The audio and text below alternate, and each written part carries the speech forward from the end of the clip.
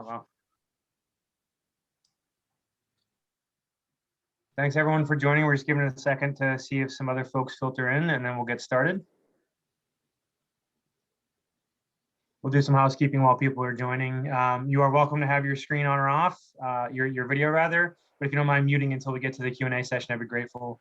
We're recording today because we know we kind of sprung this on everybody pretty last minute, so we wanted to make sure we had a chance for people who aren't able to participate today to watch at a later date. So, all right, the numbers are pretty steady, so we'll get started. For those who don't know me, I'm Andrew, the director of our centralized cores here at UMass. We are entertaining applying for a Cryo-EM through the NIH Shared Instrumentation Grant. I think a lot of the folks on the call have either some already engagement with EM core or hope to have some, and definitely have some interest in the cryo side of things. So we invited Thermo to give a talk today on a new system they have. But please keep in mind, we're exploring systems and what might be best for us. So feel free to ask about cryo at large and other capabilities Thermo might have. With that, I'll turn it over to Natalia and Vanessa. Thank you both for being here today. And I'll be moderating questions. So if you want to put a question in the chat and you don't feel comfortable asking it, feel free to put it there and I'll make sure it comes forward at the right time. Thank you. Okay, thank you, Andrew, for the nice introduction. Thank you, everyone, for being here with me today. And it's a pleasure to introduce you to the new Tundra. So let me, come back in time and let's start with a small, I will say, tools like Thermo Fisher has to offer on the Cryo-EM technology. So we start with the first Titan Cryos in 2007, and this was a huge revolution, mostly because it was a 300 kV scope. We have constant lenses and we have the Autoloader. So this means you can screen a load in your cryos up to 12 different grids at the same time. So as you can imagine, it was a huge revolution at that time. A few years later, 2014 and 2015, some scientific journals start, talking about the method of the year for single particle electron microscopy, as well as the resolution revolution, as you probably are aware of that. A few years later, after that, in 2017, the same year where the three peers, Jacques Dubochet, Joachim Frank, and Richard Henderson, they won the Nobel Prize. We launched our Glaciers. So the Glaciers is very similar, optically speaking, to the Arctica. It's a 200 kV microscope. It has as well an autoloader and a very small footprint. So the beauty of the Glaciers is like it's very versatile. So you can do single particle analysis, you can do microelectron diffraction, and you can do as well cryo-electron tomography. A few years later, around 2-3 years ago, even a bit less than that, we launched our new cryos, the Cryos G4. So this is the new generation of the previous cryoses. So the beauty of these cryos is like it's 10 times faster than the previous ones. It's much more smaller, so you don't need to worry about the expensive and painful room renovations. Plus, you can reach right now with these cryos atomic resolutions in combination with the new Falcon 4 and the energy filter, the Selectris. So in 2020, we did the Nature cover with the cryo-electron microscopy reaching finally atomic resolution, and this is amazing. So this is, doable with this combo Cryos, Falcon 4, and Selectris. And in November 2020, so a few months ago, we launched our new Tundra. So the Tundra is a 100 kV microscope. It's dedicated to a single particle analysis. So you cannot do with the Tundra cryo-electron tomography nor microelectron diffraction. It's only an SPA microscope and has a very small footprint and is very cost effective. So as you can see here in this timeline, we have 3 major instruments for cryo-electron microscopy. As I say, we have the Tundra as an entry-level screening optimization microscope, and I will explain today how the Tundra can help you in your research. We have the Glaciers as a very versatile Cryo-EM instrument where you can do, as I said before, SPA, Cryo-ET, and micro-EV, and already you can reach very high resolutions. and you have the ultimate performance with the Cryos G4, where you can get atomic resolutions, and you can do a Cryo-ET, SPA, and micro-ED. So one of the reasons why Thermo Fisher decided to create the Tundra is because we listen to you, we listen to the scientists. And I know the community, was very happy, and is still very happy with the Cryosys and the Glaciosys. And, they are providing with a lot of publications, with amazingly high resolution data. Is impressive. But even with those instruments, some key opinion leaders in the field, as Bridget Carraher in New York or Richard Henderson in Cambridge, they were a bit complaining about the microscopes. They are still very expensive, and the microscope, they are still quite difficult to use. So you still need to have a lot of money to purchase one of the Cryos or one of the Glaciers, and you still need to have, the staff like have Cryo-EM experience to be able to run the microscopes. So with the Tundra, we wanted to democratize, a Cryo-EM. We want to be able to provide Cryo-EM to all the scientific community. So this is the Tundra. Is able to answer your biological questions, is able to provide you with effortless biochemistry optimization. You don't need to have any microscopy expertise, and it's very cost effective and space efficient. So all the needs, the scientists in the EM community, and, more than the EM community, other scientists we are looking for to be able to access, a cryo-electron microscopy is fulfilled in this Tundra.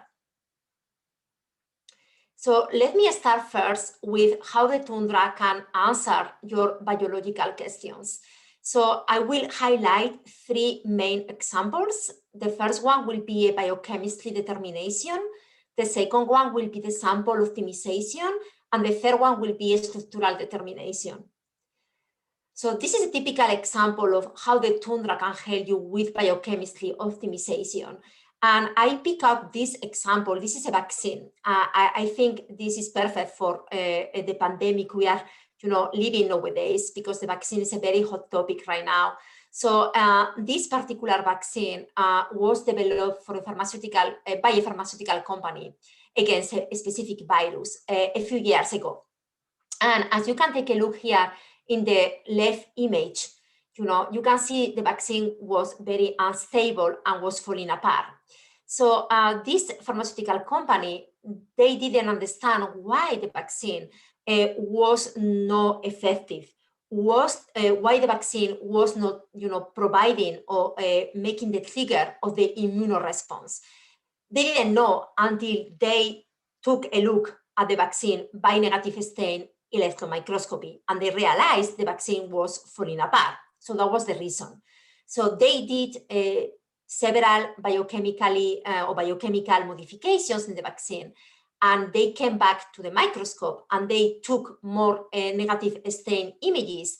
And this is the example you have in the right side, and they realized the vaccine was much more stable, and they did other studies, and the vaccine was very efficient.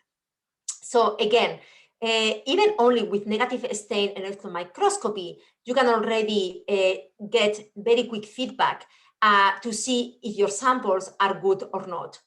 So you spend much less time in your scope and much more time in the lab doing and optimizing your samples. Another example is, in this case, is cryo-electron microscopy. Some of you already know how difficult it can be to have the perfect sample on cryo-EM conditions. Sometimes you can spend days, you can spend weeks, you can spend even months to have the perfect grid where you collect data on.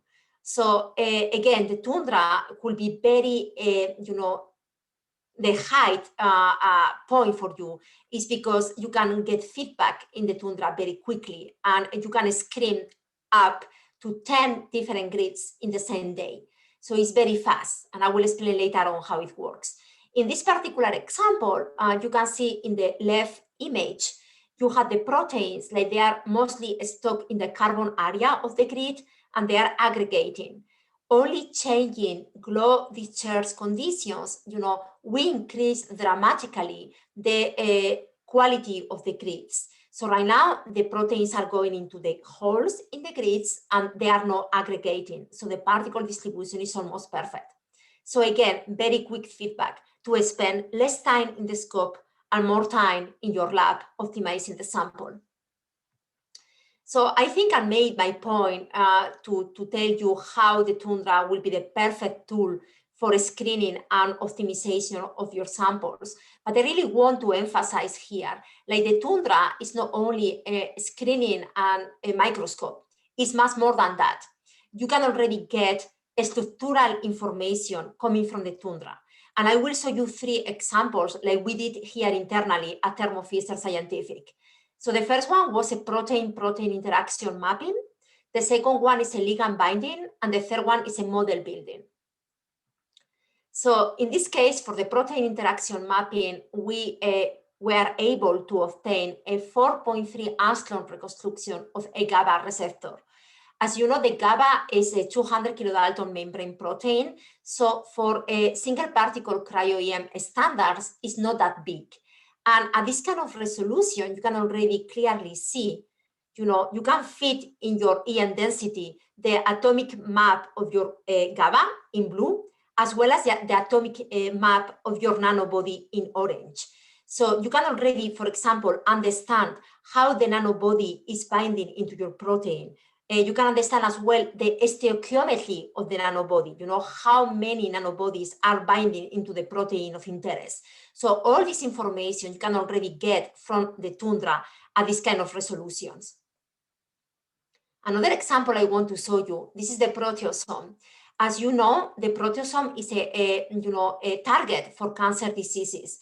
And I know a lot of pharmaceutical companies are working with inhibitors to try to inhibit the proteosome during these diseases. So we were able to obtain a 3.3 angstrom reconstruction of this proteosome. And as you can see here in this video, if we zoom into the map, this is a typical binding pocket on the proteosome. And in this case, it's empty. To illustrate my point, if I want to add the typical drug compound or the typical inhibitor, I will be able to see it. So at 3.3 angstroms, at this kind of resolution, you can already distinguish in between a protein like is unbound and a protein like has the compound, the inhibitor or the drug bound to it. The last example I want to show you is the novel model building. And we were able to obtain at Thermo Fisher Scientific internally a 2.6 angstrom resolution of this apoferritin. As you know, the apoferritin is the benchmark protein for cryo-EM single particle analysis. And as you can see here in this beautiful map, at this kind of resolutions, you can already fit into the density all the atomic model, like you can do the novel model building. So it's impressive. I mean, when I was able to see this map coming from our research and development group, I was very happy because I never expect, a microscope at 100 kb to be able to provide me or provide us, and the EM community with this kind of resolutions. It's very impressive.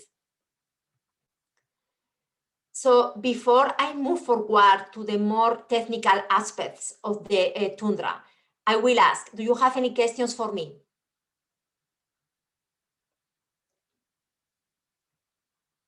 Okay, if no questions, I will go ahead and I will explain to you, the novelties like we add into the Tundra. So first of all, as you know, the majority of the microscopes, like they are at 200 kb or below 200 kb, they have the side entry holders. And if you are already familiar with electron microscopy, you understand how tricky those side entry holders can be. We remove that part with the Tundra, and we create a new technology like is effortless and very robust to exchange the samples. So every Tundra or each Tundra comes with a semi-automated loader, like it's composed of the cryo loading station and a transfer device. And I will explain to you right now in this video how this works. Let me play this for you. So you have the typical cryo box with your cryo grids. The cryo loading station is under liquid nitrogen temperatures, so you can do Cryo-EM screening. We have 5 alignment slopes for your convenience, so you can already put in there 5 different grids, but you can already only screen 1 grid at a time, okay? Only 1 at a time. So you choose which grid you want to screen first. You have the tweezers coming from the transfer device. The grid will be automatically put into the transfer device. The transfer device is under vacuum, so you don't have any problems with ice contamination. You transfer the grid directly into the Tundra very quickly. So the whole process takes a few minutes. So it's very, very quick and fast. So once you have the grid in the Tundra, you can already start taking some micrographs, and you can already decide if the sample is good or not.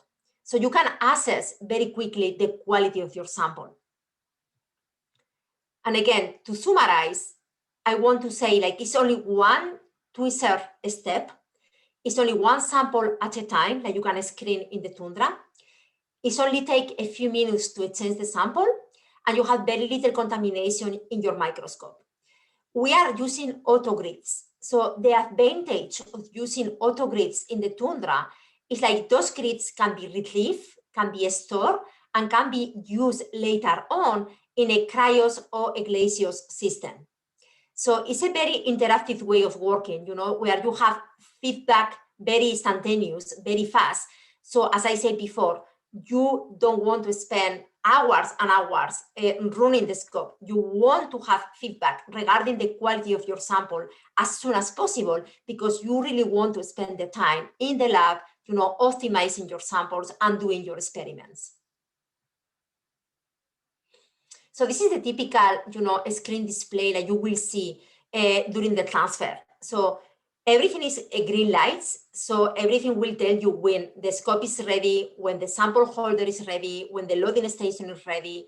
And I want to highlight as well, and I forgot to mention that before, like you can select if you want to screen cryo grids or if you want to screen negative stain grids. And you can do both in the Tundra. So another point, like I made before at the beginning of the webinar, the presentation, is like you don't need to have Cryo-EM or EM experience to be able to run the Tundra. I know like sometimes you have the money to buy a Cryos or a Glaciers, and that's amazing, but you still need to find the staff to be able to run the scope, okay? And you need to have someone like has at least in between 3 to 5 years of experience in electron microscopy to be able to, you know, do the alignments in the scope, run the scope, you know, the daily basis. With the Tundra, we want to simplify that, okay? And because we want new users to be able to access the technology without need to having this expertise in electron microscopy. So in a typical, you know, setup for Cryo-EM, you will have 2 scopes, so 2 screens. You will have 1 screen that will run the microscope parameters, and you will have a second screen for the GPU data collection.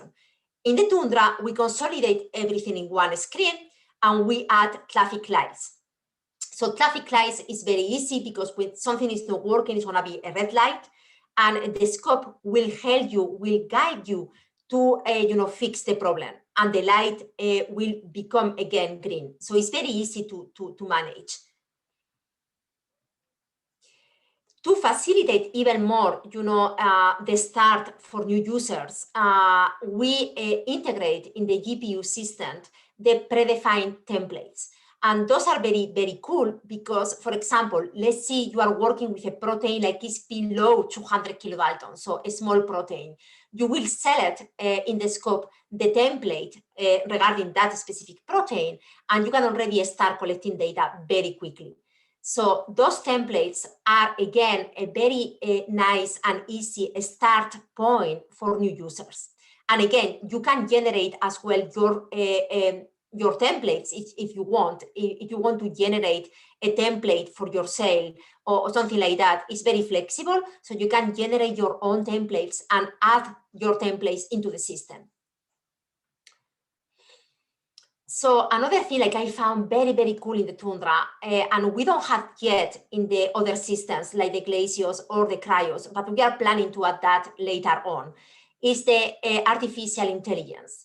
So sometimes, and let me play this video for you as well, even if everything is consolidated in one screen, even if we are making your life much easier with the Tundra, new users, they still have some questions. The typical one is this a good area in terms of ice thickness to be able to collect data?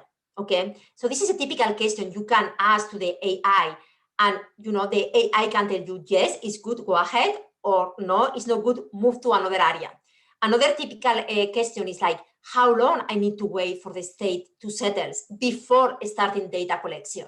So, these kind of questions, like people, like they are newbies in the technology, they don't know, they can ask to the AI. And I found that very, very cool.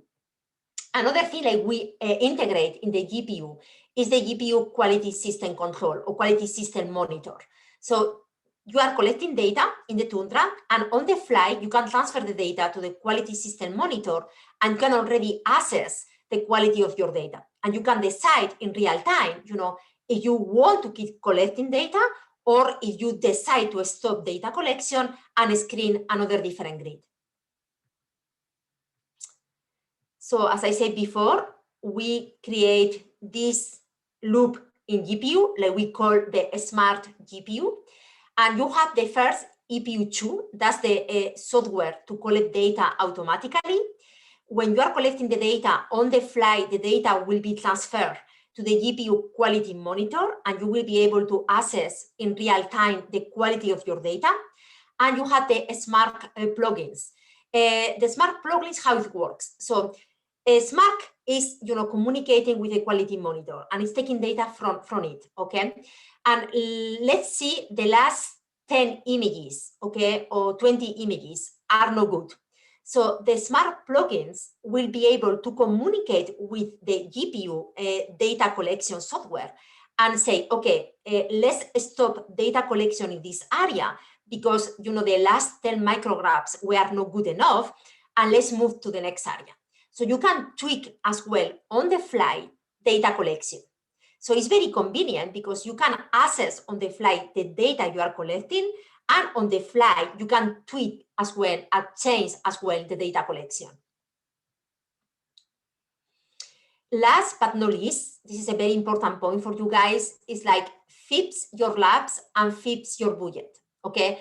So, believe me, when I was the director at NCI, I was several complaints with room renovations, because the first generations of the cryosys, they were gigantic, enormous microscopes. And again, you need to spend a lot of time with, room renovations. It's a lot of money as well. So with the Tundra, and obviously with the new Glaciers and cryosys as well, we are reducing much more the size of the microscopes. So almost every single room in your lab can fit a Tundra. So that is perfect for you because you don't need to spend time or money in room renovations. Another thing is very cost-effective microscope. And for example, you have a new PI startup grant, or if you have an instrumental grant, that is perfect for this Tundra. So I want to highlight the 4 things like, Thermo Fisher was able to do or provide you with this Tundra. We increase the performance, decreasing the cost. So the first thing we did is adding XFEC in the Tundra. As you know, the majority of the 200 kb and lower kb scopes, they have the lab 6. And the beauty of having XFEC versus a lab 6 is like you have at least twice much more signal compared to the lab 6. So the benefit for you is that you can get much better resolutions. Same thing with the high resolution lenses. You can reach almost twice the signal compared to the standard objective lenses. And again, another benefit is that the resolution will be higher, much higher. The thing I already explained to you, we don't have any more side entry holders, like again, could be quite painful and tricky to use, especially for new users. So we had the semi-automated loader, like it's very easy of use. And again, avoid any ice contamination, effortless, very robust. And the last point is the high performance Zeta F. So we design a specific Zeta, like can provide you with 4 times much more signal, like they compare to the typical or regular Zeta. So again, this is benefit for you because you will get much better resolution. So to finalize, I will, highlight the technical points in the Tundra, and with that, I am done. So let me know if you have any questions, please.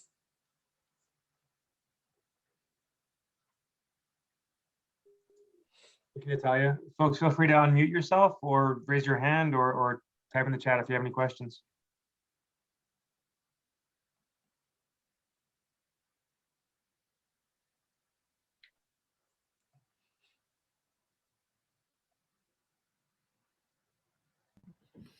Hey, Natalia, thank you very much for that presentation. I was unaware about the kinds of structures you can get with such a low energy EM. That's pretty impressive. From what we've talked to colleagues and sort of thinking about stuff, there is this question of whether or not, a Tundra would make more sense or a Glacier would make more sense. Can you just tell us a little bit more about sort of given the technology and what we're looking for here in terms of getting us into Cryo-EM and then also using the core in a way? Okay. Your thoughts? Yeah, I got your point. Thank you, Peter. That's a very good question. So the first point you need to understand, the Tundra is not flexible at all. So you cannot change anything in the Tundra, okay? You cannot change the cameras. You don't have an autoloader. It's a package, okay? And that's the thing you got. The advantage with the Tundra is like, it's an entry-level microscope. So it's dedicated to SPA. So you can only do single particle analysis. You cannot do any micro-ED, you cannot do any cryo-ET, okay? So if your goal is to be able to screen samples very quickly, mostly for single particle analysis, with a very robust microscope and cost efficient, I will go for the Tundra, okay? Without hesitation, because we'll give you all the things you will need, okay? It's much more cost effective, not only to buy the Tundra, but for the service contracts as well. You can use the Tundras as, for example, a training microscope. I don't know if you are thinking about that, but if you have new students, you don't want the student to be able to train in your Glaciers or the Cryos, obviously not. So the Tundra can be used for that purpose. So you can use it as a screening and optimization microscope. You can use it as training microscope, and it's a very cost-effective and very easy to use. If you want to be able to be much more versatile, okay, and if you have the money, again, I will recommend the Glaciers. Why? Because with the Glaciers, for a little much more of money, it's not crazy much more, but it's more, you will be able to do single particle analysis, you will be able to do cryo-electron tomography, and you will be able to do microelectron diffraction. And you can reach, if you make the combo, Glacier's Falcon 4 Selectris, the new energy filter, you will be able to reach very, very, very, very high resolutions. We are talking about 1.7 angstroms for the apoferritin with the Glaciers. So it's very, very high. So, I mean, it depends on what you want to do. And obviously, what kind of grant or money you can get. If you can apply for a grant, I don't know, for example, the instrumental grant NIH, and you can get it, and you can get some support from UMass, Again, the Glaciers will be always better, because you will have much more versatility, If you don't have that kind of money yet, and as an entry-level scope, the Tundra is amazing, because as I showed you, it's not only for screening purposes. Even if you already have some samples, like you want to collect data on, and you want to get in between 3.5 and 5 angstrom reconstructions, you can do it because you have the lenses, you have the good camera, and you have the XFEC. The big difficulty of the site entry holders, for example, the majority, they are lab 6, And with lab chips, you are stuck in between 15 to 20 angstrom resolution. With the XFEC right now, it's increased, it's much better. I mean, it's dramatically much better. So I don't know if I answered your question. I hope I did. Yeah, no, totally. That was really great. We have a couple questions. One is, and assuming this is all for the Tundra, what are the sample heterogeneity limitations? The sample what? Sorry? Heterogeneity. Sorry, my Heterogeneity. Yes, thank you. We don't have any limitations with sample heterogeneity. I mean, that's a typical rule for a Cryo-EM single particle. We can, one of the beauties of the technology is like, you know, for example, crystallography. You really need to have a very homogeneous sample if you want to crystallize the sample, okay? With Cryo-EM single particle, the beauty of the technology, you can work with very heterogeneous samples, very, you know. Obviously, if it's too heterogeneous, it's not gonna work. But for example, if you have a mix of populations, and a typical example is you have an antigen and you have your antibody bound to your antigen. And I will, for example, talk about the SARS, you know, very famous or unfamous right now. You have your spike, okay, and you are working with neutralizing antibodies. And sometimes you can get, in the same sample, you can have your spike without any antibodies. You can have your spike bound to one antibody, to 2 or to 3 antibodies. So in the same sample, you can get 4 different populations. That makes sense to you? So 3 Fabs bound, 2 Fabs bound, 1 or nothing, okay? And you can collect data on that sample without any problems. And after computationally being able to generate 2D classifications and being able to separate the spike timer versus the timer with 1 Fab, 2 Fabs, or 3 Fabs, okay? So in terms of heterogeneity, we are very relaxed in Cryo-EM single particle. And for the Tundra, it's the same. We don't have any issues. Thank you. Yeah, of course.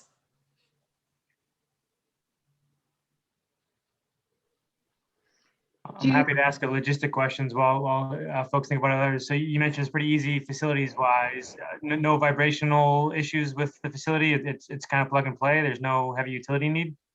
So the Tundra comes already with no anti-vibration table, but it comes already in the box. It's very protected with the vibrations. But I will, you know, Thermo Fisher obligate the facility to have a site survey. Okay, so it depends on the room you want to put. We always, you know, recommend to put any single electron microscope. Could be the Tundra, the Glaciers, or the Cryos in a ground floor. You know, ground floor is the best, or basement.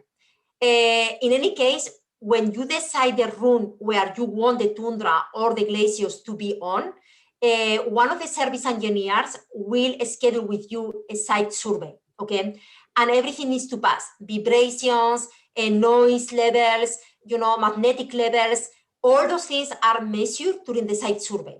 And if something is red, we will let you know, okay? We don't want to install any instrument like we don't comply with all the things we are looking for in the room. So, yeah.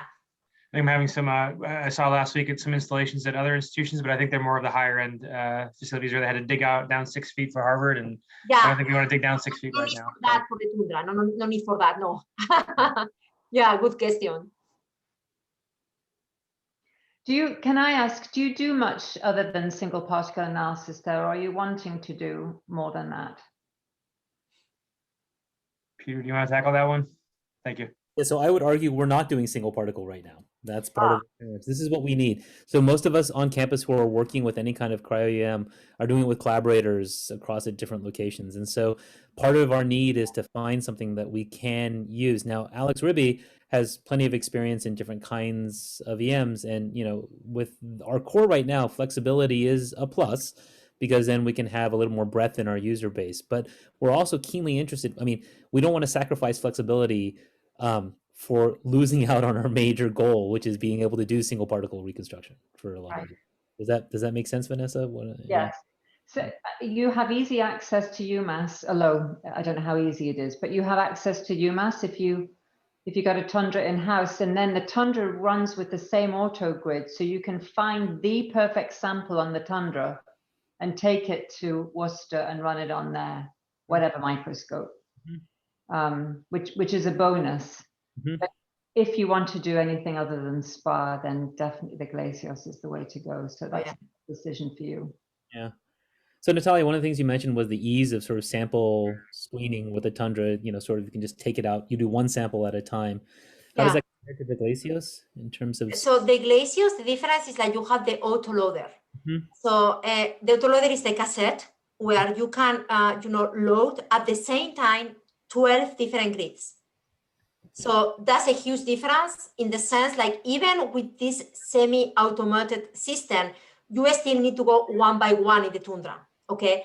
In the Glacios or the Cryos, it's the same system. You have the Autoloader. So you put all the 12 there and you start doing a very quick screen one by one. And once you find the perfect grid, you can start directly a data collection. So that's the huge difference in between the Tundra and the Glacios, yeah. That's a good point. But Vanessa, your point is a good one too. Our colleagues at UMass Worcester have several, high-end instruments, and so there is a nice possibility and one that we have thought about. Now, that said, they are still 45 minutes to an hour away, and the idea of shipping samples or carrying them over and all these other things starts becoming, a bit of a challenge. But yeah, that is one aspect. So Peter or Andrew, if I can ask, do you have any Cryo-EM instrument right now in your facility or nothing at all? I wish Alex was here. He's got a Tech 12 twin cryo that was bought by a gentleman who retired, I think, many years ago, Chris. I sold that in about, I'm guessing, 2001, something like that. So it's, having to deal with the Gatan side entry, cryo holder, and on the prep side too, we are lacking. I think it's the easy way. And I know you spoke with Alex last week, Vanessa, and he probably gave you a state of the affairs, but we have some capability, but nothing that's really going to get us to what we need. I think it's the easy way to frame it.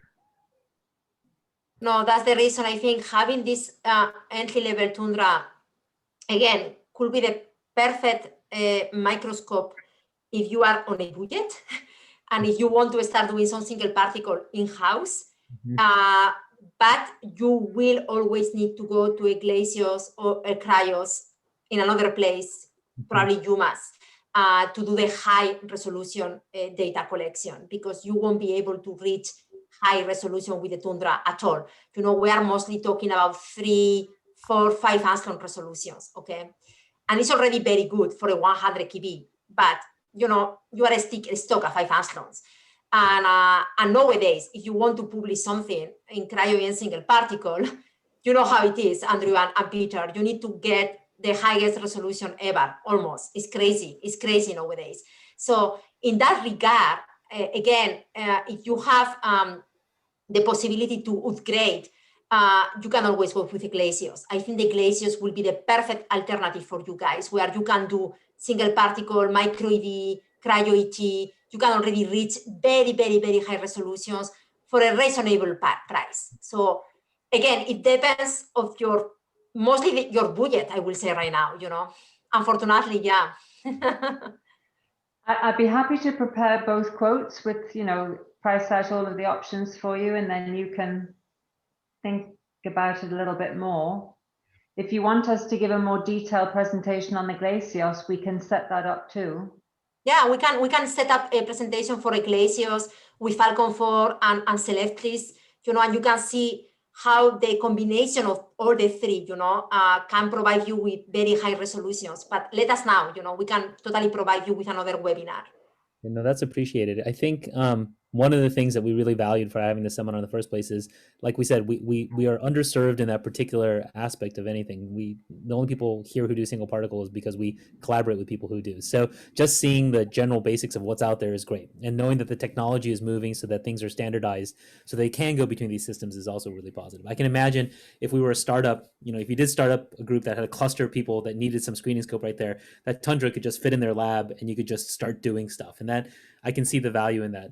The fact that we have a dedicated core, we have personnel and staff that know how to manage instruments and are not scared of that, I think is a positive. In training, I mean, Natalia, I don't want to get an undergrad jumping on a Cryo like right at the beginning.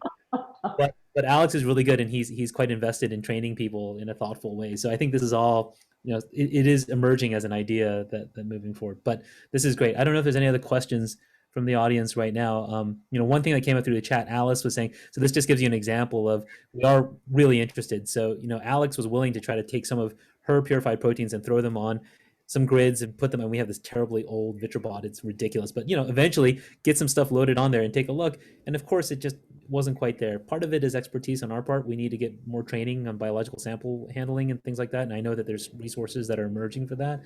But I think instrumentation is definitely something that would help us out a lot. So, and another thing, if you are interested, for the Tundra is still, because it's a very new product. So the only Tundra we have right now up and running inside Thermo is in the Czech Republic. And yes, so we cannot do demos still here in the US. We can already, ship some samples over there if you want to test some samples. But again, we cannot promise anything right now because it's very limited and we need to prioritize. But later on, if you want to get a demo in the Tundra, if you want to send some samples and take a look how things work, we can totally, schedule that with you guys, Sounds good. There's actually been one question about that, and then the Glaciers as well. I assume there's more of those around that we might be able to get some sample data off of. I think the Glaciers, Vanessa, you know probably more than me regarding the demos in the Glaciers. I think that is possible already in the US without problems. Yes, well, I don't think face-to-face traveling is recommended right now. I think, but we've got one in Oregon that we could run a sample on. We've got plenty of customers as references. New York Structural Biology ordered the first Tundra. They ordered it in December, so they will be receiving it later this year. So they would be another reference. Good to know. So yeah, if you are interested on that, let us know. And Vanessa, and I, we can be in touch internally with our Nanoporting. They are the ones running the samples for you guys, and we can. The Tundra, when it's going to be much more complicated, but the Glaciers could be much more easier. Yeah. So let us know. So Scott Garman is a resident structural biologist. He has a question. Yeah. So I just have a question about the screening capabilities. Yeah. Are the grids from a screen rescuable on, if we do some low energy screening, it's those same grids that we can then put on the automated sample changer at Worcester, for example? Yes, totally. That's the reason we are using auto grids, because you can totally retrieve those grids, store them if you want, and later on you can ship them or drive with the grids wherever is the best for you to a facility where you can, load the same grids in the Glaciers or in a Cryos, and you can start data collection. You can use the same exact grids, no problem. And you store them in nitrogen, or what's the transport of the grids? grids? Yeah, usually when you store them, you buy a very huge, liquid nitrogen dewar, where you have the canisters, and people are using different methods. Probably the typical Falcon with plenty of cryo boxes inside, or maybe some people are using the Mighty Gen. They have cryo box. Different methods to store them. And when you, for example, you can ship them using a dry dewar as well. So that's similar to crystallography when they are transferring crystals. It's the same method with the grids. Right. Thank you. Of course.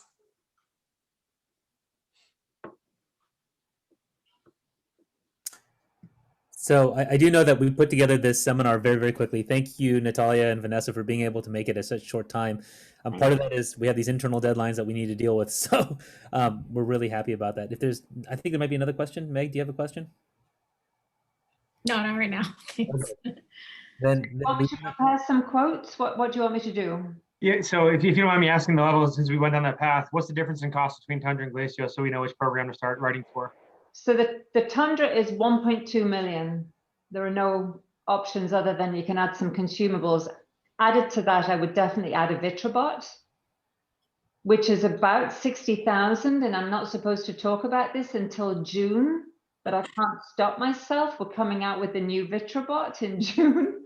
that's going to be closer to 100,000, but it takes auto grids pre-clipped. And if you've ever fiddled with an auto grid and a sample and this is huge. It also will do one-sided blotting, which is also rather nice for Cryo-Tomo. So I would do the 1.2 for the Tundra, about 100,000 for the new Glacier, and then for the new Vitrobot. The Glacier ranges from just under 2 million without a direct electron detector to about, well, closer to 3 million with the Selectress, which is our energy filter, and a Falcon 4. But I am happy to provide both quotes with all of the options so you can see the range of prices.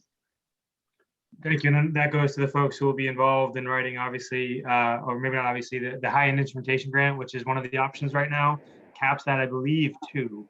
So if we're talking about the Glacios, we need to think about whether we want to start thinking about requesting matching funds, and if so, how well we can write to convince Mike Malone we should get those matching funds, but also really the need, obviously, and what the long-term benefits of getting one or the other are. Even at the 1.2 million, we're talking about the high-end instrumentation program versus the shared instrumentation program. So in terms of service contract, one of the things, I think, Natalia, you mentioned in your seminar, it's much cheaper for the Tundra. What is the service contract like for a Glacios? Oh, gosh. I'd have to look that up. The Tundra is crazy low price right now. If you will allow us to get online and check out the microscope before the service engineers come, it's $45,000 a year, which Alex Ribby just about fell off his chair. He thinks that's so good. The Glacios is significantly more than that. Let me just have a quick, see if I've got a price. Yeah, that is something to think about, because it's not only buying the Maserati, but it's, being able to keep going with the Maserati every single year. The maintenance of the Maserati is much more than the maintenance of the Volkswagen. So I will say the Toyota. I have a Toyota myself, So it's almost nothing in maintenance. So You just do it. yeah, I wish I will have a Maserati, but maybe one day. Yeah. In this regard, it's more like we need something that has all this functionality, right? So Swiss Army knife that we're willing to have versus the single use. So no, I totally understand. And I think in your case, to be honest, because you don't have anything yet in-house and you still need to drive 1 hour to UMass, it's not that close and it's not convenient, especially if you have some time-sensitive samples that could be very painful. Yeah. So I will highly recommend to go for the Glacios. I think it also sounds, again, like I was mentioning before, we have a range of different, sort of needs and interests across campus. There's certainly most of us driving this immediate need are interested in single particle and structural determination, but the greater need on the campus is for other types of approaches, and being able to convince the university for these things, having a broader platform is more useful. Yeah, no, believe me, I'm pretty confident people will start doing Cryo-ET and micro-ED. Once you start with single particle, you want to explore other technologies. And we need to buy to screen the single particle so we can put it on the Glacier so that we can actually run. Yeah, you got it. So yeah, totally agree. Andrew, did you have any other questions right now? I think we're good. So just to save some folks some time, we can say thank you very much, Vanessa and Natalia, for on short order. Thank you, everybody, for joining today. If you do think of additional questions, feel free to funnel them through Peter or myself, and we'll get them to Thermo and make sure we answer them properly. And the service contract on a Glacios is about $100,000, and that's without the camera. That's and that would be another 15,000 for the seeker and 40,000 for the direct electron detector. So I hate to say it, but that doesn't seem that surprising. I mean, these are the costs of these things. So yeah. Andrew, is the video going to be available? I was teaching. I didn't catch the beginning of the presentation. Yeah, Lisa's on. She's hosting, and I know she's going to, as soon as we hang up, start the post-processing. So I don't want to put it under the gun, but I know by next week we'll make it available. Thank you. Okay, thank you, everyone. It was a pleasure to meet you.